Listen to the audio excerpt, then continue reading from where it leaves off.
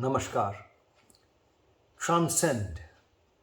Today in our satsang, we will focus on this particular word and we will actually try and understand a particular trap, a particular fallacy in which we find ourselves mired many a times.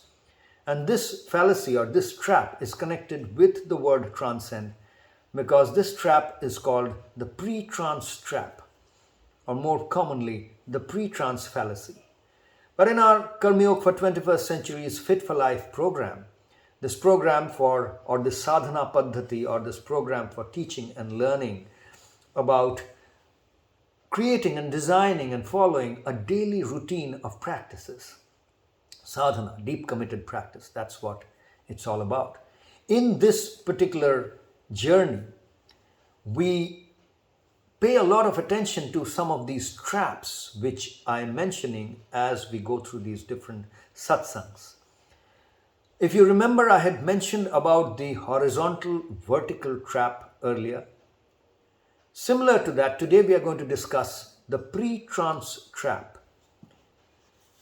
Now, the word transcend is very different from the word liberated or free. If I look at Indian languages, Sanskrit, which is a very old language and from where a lot of other languages have emanated, a lot of the Indian languages have emanated, also uses different words for different kinds of freedom, so to say. So, swadhin is a word. Swadhin. Adhin means being under someone's dependence. Adhin. Being under someone's control. Swa means self. So swadhin, self-control, control of my own self, no one else. So that swadhin is a word which kind of denotes freedom. Freedom from others. There is another word, mukti. Mukti is more like liberation. And then there is another word, moksha. Now moksha is a word which is slightly even more, it generally refers in most Indian languages. If you ask most Indians, they would, and if they know about moksha, they would talk about moksha as the liberation from the cycle of birth and death. So it's believed in predominant religions, most of the Hindu connected religions in India, the Sanatanis, who call themselves the Sanatanis, that is the followers of Hinduism, they believe that there is this cycle of birth and death, and moksha is connected with that as a liberation from the cycle of birth and death, because birth itself leads to suffering is the belief. So once you are released or liberated from the cycle of birth and death is the only way to experience complete liberation from suffering. Now that I'm not going into that discussion today. That's for another day. We will definitely address that because it's a very important part of this sadhana, important aspect of this sadhana that we are doing. But not for today. Today we are going to talk about the pre-trance trap or pre-trance fallacy. Now what is this fallacy? We have to, in order to understand this, we have to understand the word transcend. And that's the reason why I brought in the issues about moksha and mukti and swadhin, that is freedom, liberty and transcendence too, so that we can really understand the difference between freedom and liberty and transcendence. Transcendence is also a kind of freedom, but let's understand what it is. In order to understand transcendence, we need to really, and especially transcendence in the you might know the meaning of transcendence or to transcend, but in the context of the pre-trance trap, we need to, it's best to look at it using an example. So if I take the example of rationality, as we are born and as we are growing up, we develop rationality, the power to be rational, which means we learn things, and from our experiences, we develop the power to be rational.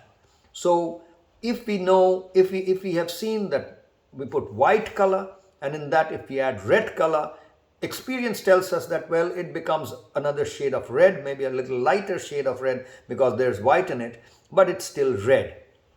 So the color that comes from the mixing up of white and red is not green. So that is from experiential logic, for example. So if we say that, well, we will add this color, that's a kind of white and red will make it pink or lighter red. That is logical. This is the kind of, or 2 plus 2 is 4. This is mathematical logic. Or A equals B and B equals C. Logic means we would say that A equals C. So these are the kind of things that we say are logical, and we are not born, when we are born immediately the next day we don't start applying these logic, but as we develop we start applying these logics, and we become capable of applying these logics. So we have become rational. That is what is called being rational, using our mind to kind of extrapolate this to that and deal with the real world. That is the ability to apply logic, rationality. Now, so there is a stage when we do not have that ability, when we are just born, very small child, when we do not, that's a pre-rational stage. I do not have the ability to apply logic, so I am not applying logic. That is pre-rational. Now, there could be a stage where you have acquired that ability to apply logic, and then you decide not to apply it. In the best interests of everything, you decide not to apply it. So you have transcended. You are not applying logic. You have transcended. To give an example, let's say if there is a inheritance issue that has come up in a family, and there are 4 or 5 brothers and sisters, siblings who are really trying to solve this inheritance issue. Their parents or their ancestors have left behind a lot of property in different forms, and that needs to be now shared. And let's say they are having trouble in coming up with the right kind of method to share this. This is a very common problem, very, very common problem that comes up. And so they go to lawyers, they hire lawyers and valuers and all of that, and then they are trying to solve this problem, and yet they are quarreling and fighting and not being able to really come up with the best kind of solution. And let's say there's one brother in this whole group, and the one brother who doesn't understand math, accounting, valuations, nothing. He's not into that. He hasn't studied it. He doesn't know how to do it. And he says, oh, I don't understand all this. I am not going to get into this trap of valuations and all that. I just want this kind of thing. I just want this. Or says that I don't want anything because I don't want to get into all this because I don't understand this and I'm not interested. That's one guy. Or he may be interested, he may be. There's another brother who is an expert in valuations and accounting and maths and all that. And yet that guy also says, well, I don't want to just get into all this. It's okay. Whatever you guys decide, you decide. I don't want to put my time into all this. So this guy, because it is not worth my time or whatever may be the reason. So this is a guy who has transcended because he knows how to do it. He knows everything about valuations and accounting, how this can be done. But he has gone across. He has crossed the line and gone over to the other side. He's not interested in trapping himself within this whole issue of doing the calculations and all that. So that's the guy who will be, that's the brother we will say he's applying transcendence. The one who is not doing all this because he cannot do is pre-mathematical. This guy is post-mathematical, trans-mathematical. So this is the pre-post fallacy or the pre-trans trap explained using an example. They are not the same. These two brothers cannot be treated as the same, although both are avoiding or not getting into the mathematics for the solving of the inheritance problem. Similarly, very young children are often misunderstood as innocent. We say, oh, she's so innocent. Now, their innocence is not the same innocence of a transcendental rishi or sadhu or a saint. A saint is also seen as innocent. Is innocence. We see saints and we say they are innocence personified. Why? Because they won't do any harm to anyone.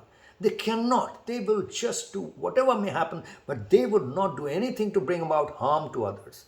And a small child is also seen as innocent because the real child is seen as incapable of doing any harm to anyone. But these two are different. See, one is and the other is trance. This is a pre-capacity. I don't have the child doesn't have the capacity to harm anyone, and that's why the child is innocent. He's not harming, so innocent. And the saint is also not harming and hence innocent. But these two are different. One is a pre and the other is a trance. So these are examples. We can draw other examples like that of any particular art form. You take great footballers who are who have mastered the art form of how to dribble and play with the soccer ball, and then on the field suddenly you see them doing something which is completely out of the book, not part of any of the rule books. They do something, and that is magic. Well, someone else who is not a sadhak of soccer, has not a practitioner of soccer or football, and has also does something because it is not part of the rule book, because doesn't know what the rules are, how it is to be done. But these two are different. One breaks the rules because after mastering the rules, and the other is not being able to apply the rules. Both are not applying the rules, but one is not applying the rule as a master of the game. The other is not applying the rule because it's incapable of. And the way we get trapped in this is very often we kind of confuse these two states and think that these two are same. And then we say that, well, I don't want to do all that. I don't want to get into all that thinking and calculating and all that. No, that's because in your mind it is kind of great to not have the ability, because you are kind of thinking that you're a trance, you are applying a trance state. That's not so. If you do not have the capacity, then it's not the same as not having the capacity and transcending it. But often we tend to be lazy about acquiring capacities, and bring up the excuse, give the excuse to our own selves, citing a kind of trance quality, saying that, I don't want to do this because I am beyond this. So you have to remember that they are not the same. And it's always in our Karma Yoga for 21st Century's Fit for Life program, we give a lot of importance to this particular, to eradicating this particular trap, to remaining aware of these traps. So whenever we fall in this trap, we should be clear that this is the trap I'm falling in. I should not be doing it.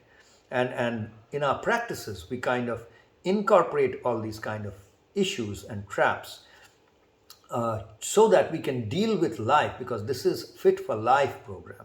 It's a life skills program. You're learning how to manage the operating system of life, how to improve the operating system of life, how to bring about the science and the art and the ethics of life, living this life.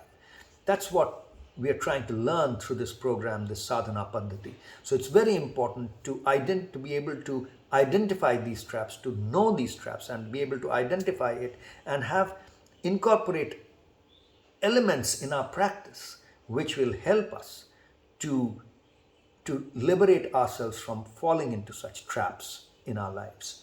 How we incorporate it into different aspects or different elements of our practices is for another day. But today we've identified and understood what the pre-trance trap is. I hope that will be providing you some insight into life itself. Have a great day. Take it easy and take care. Namaskar.